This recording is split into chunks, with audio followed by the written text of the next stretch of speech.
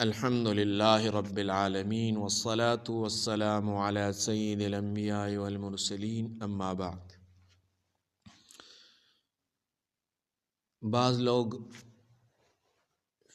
فقہ حنفی پر اور امام ابو حنیفہ رحمہ اللہ پر اعتراض کرتے ہیں کہ یہ فقہ حنفی قرآن اور حدیث کے خلاف ہے، تو انشاءاللہ ہم ان لوگوں کا جو اعتراض ہے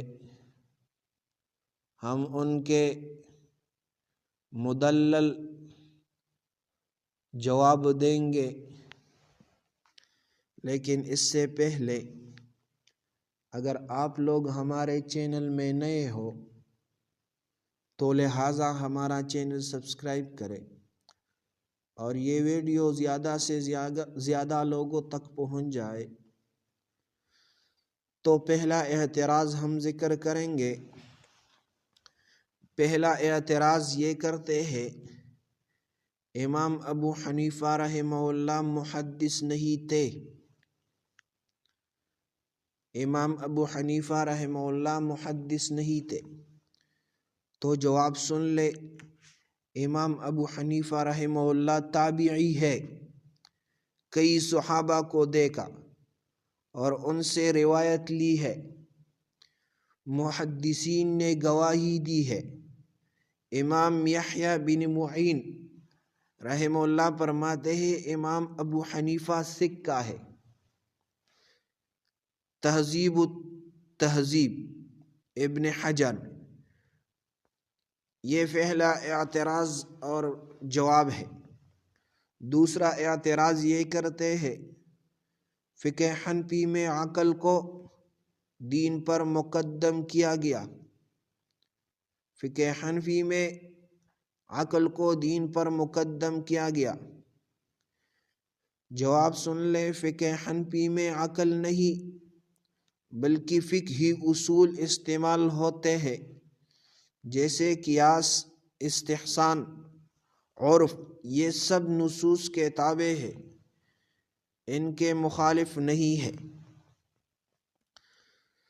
تیسرا اعتراض یہ کرتے ہیں، اور یہ ان لوگوں کا مشہور اعتراض ہے، نماز میں سورۃ فاتحہ مقتدی پر فرض نہیں، فقہ حنفی کہتے ہیں، حالانکہ حدیث میں آتا ہے لا صلاۃ لمن لم یقرأ بفاتحۃ الکتاب۔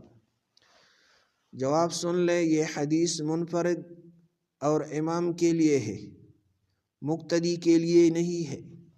قرآن کی دلیل وَإِذَا قُرِئَ الْقُرْآنُ فَاسْتَمِعُوا لَهُ وَأَنصِتُوا، جب قرآن پڑھا جائے تو غور سے سنو اور خاموش رہو۔ من کان لہ امام فقراءۃ الامام لہ قراءۃ۔ سنن ابن ماجہ حدیث نمبر 850 میں ہے۔ چوتھا اعتراض یہ کرتے ہیں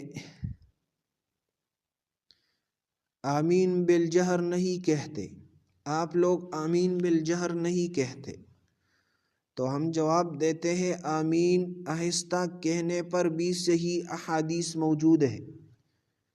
حدیث میں آتا ہے کان النبی صلی اللہ علیہ وسلم یقول آمین حفظا، مصنف ابن ابی شیبہ۔ پانچواں اعتراض یہ کرتے ہیں جمعہ کی دوسری اذان بدعت ہے،